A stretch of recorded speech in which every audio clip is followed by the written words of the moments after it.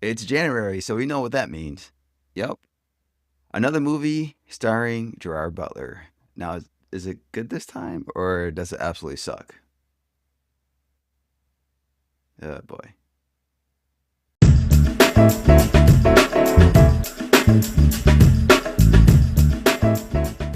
Hey everyone, thank you for watching NibbleNFlix, the podcast for Snacks Me Cinema. I'm your host, Jeff Reed, and in this video, we're going to be munching on the movie Greenland Migration, the sequel to Greenland. And this will be a non-spoiler review, so don't worry about any spoilers being in this video. And also, if you haven't done it yet, give us a like on this video so we get more eyes on this video to push it out. And also, subscribe to the channel so you get notified when new content is uploaded in the channel. And if you've seen this movie already, let me know in the comment section below what's your thoughts of the film. Let me know if you like the film or did not, or anything you agree or disagree with me. Let me know in the comment section below. And let's get into this sequel to the first Greenland movie. In the aftermath of a comet that decimated most of the planet, the Garrity family must leave their safety of their Greenland bunker to travel a shattered world to search for a new home. So Greenland, the first film, I thought was a pretty decent film.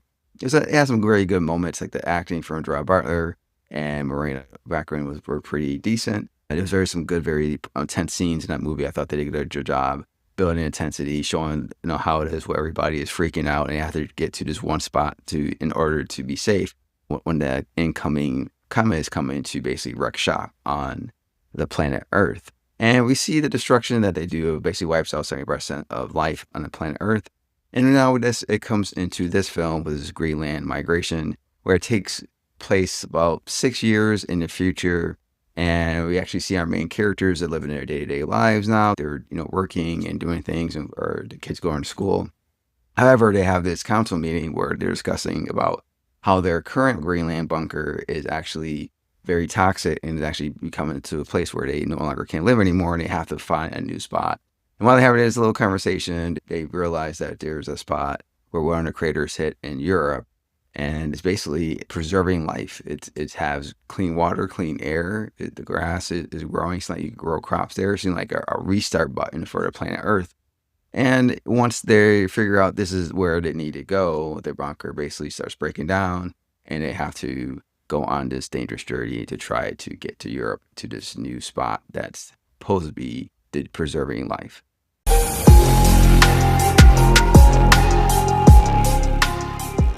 The movie develops the characters well enough to where you care about them enough. Gerard Butler does an amazing job as John, and I thought he did everything he can do to try to save this bland script.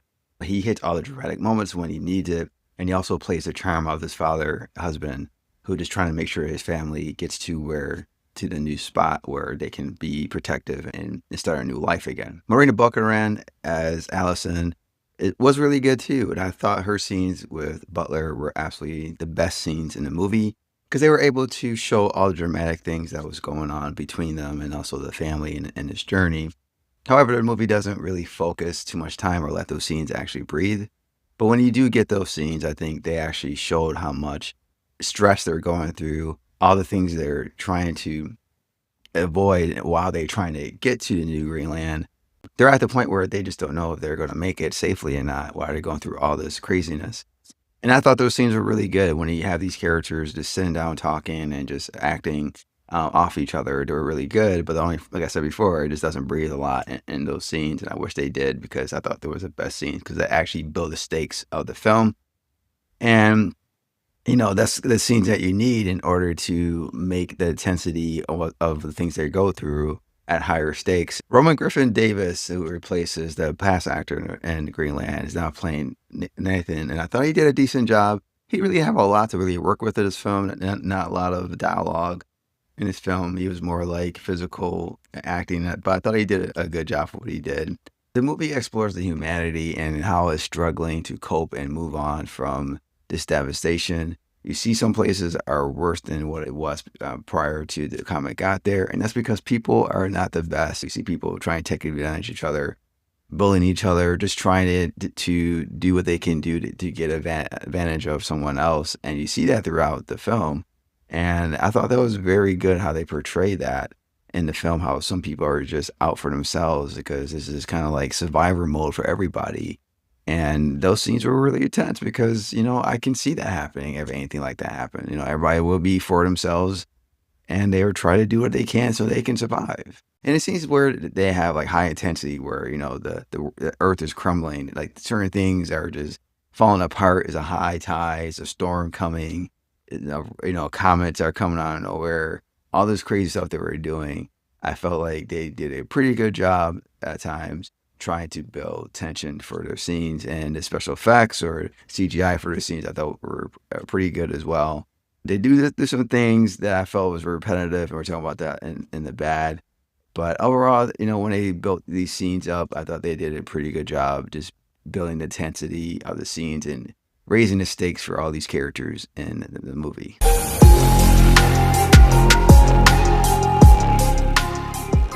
One thing about this movie is it is very predictable, and you already know what's going to happen in the ending of the film within like first 35, 40 minutes of this film. Like, you already know what's going to happen.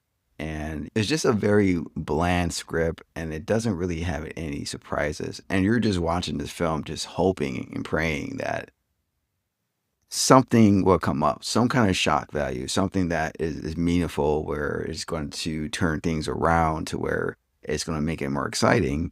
But it really doesn't at all. It's a very bland, need salt and pepper.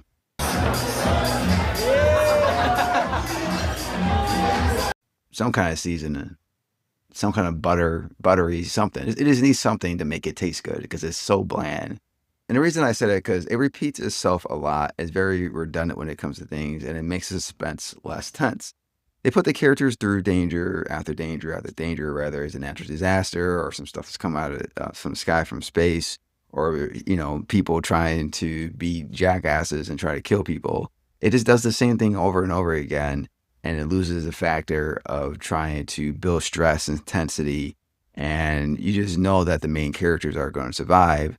And that really causes the film to become kind of boring. And one thing I thought was hilarious and entertaining, because I had to find something to entertain me in this movie, because I don't want to be falling asleep or look at my watch time and time again, or get on my phone and distract other people in the movie theater. And that was what they were doing with the secondary characters and the characters in the background. They basically just used them as meat. Basically just mowed them down. It didn't matter if it was a natural disaster, comics coming down from the sky, or just people being assholes trying to kill people. It just felt like they was just there just to show you that this could happen to our main character. And it got to the point where it was like, oh man, I really like this character. And then out of nowhere, it'd be like,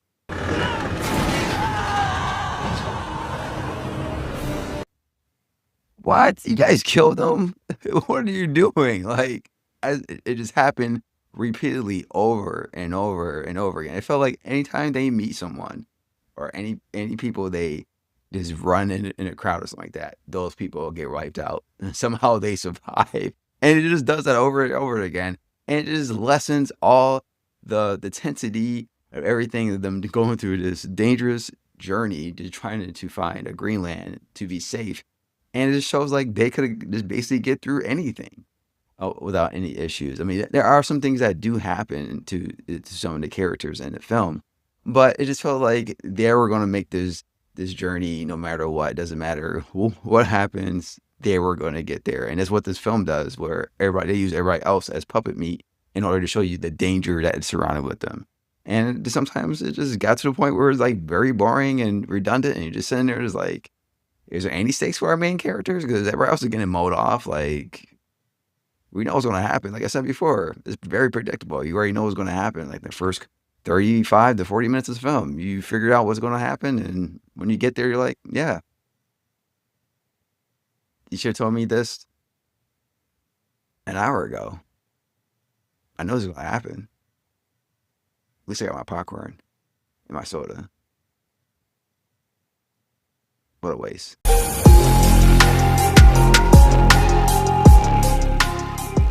And finally, the score and the snack worthiness of this film, I would give it 2 snacks out of 5. And the reason I say that, because this film does have good character moments when it comes to Gerard Butler and Morena, Baccarin in his film, that those scenes that they had together were really, really good. And I wish that we had more scenes like that, where it actually let those scenes breathe and you get more of a dramatic feel when the stakes are building for these characters while they're on this journey. However, it just becomes a snore fest because they just repeatedly do the same thing over again. Yes, the visuals are nice, the natural disasters, things that are going on, and the intensity that they try to build could be interesting.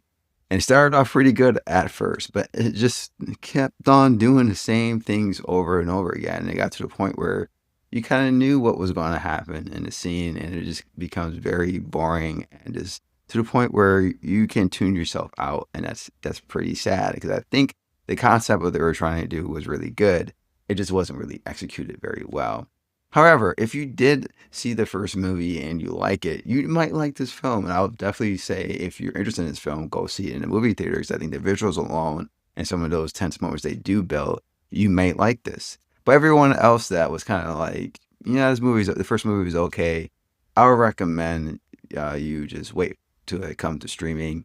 And if you were still interested in watching the movie when it hits streaming, I'll say check it out. But if not, don't go for it. You might just have your expectations up high, and then when you walk in there, you'd be kind of disappointed, kind of like I am.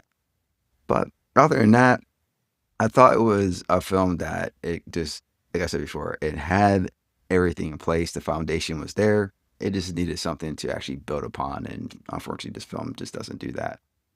But stay tuned. I'll be uploading some more content onto the channel. I saw 28 Years, The Bone Temple early, and I'll be doing that review pretty soon once the embargo is lifted. So stay tuned for that. I also do some movie news, a lot of movie news that's coming out. I might do those short clips for that. So keep your eyes on that too. And if you haven't already, hit the like button, help us get more eyes on this video. And if you haven't subscribed yet, subscribe to the channel, so when new content is uploaded, you get notified, and we can continue growing this community of Nibbles and Flix. But till then, thank you for watching. I appreciate you taking your time out your day. And till then, keep munching, keep watching good movies or bad, but always keep it real. And I'll see you next video. Take care and goodbye.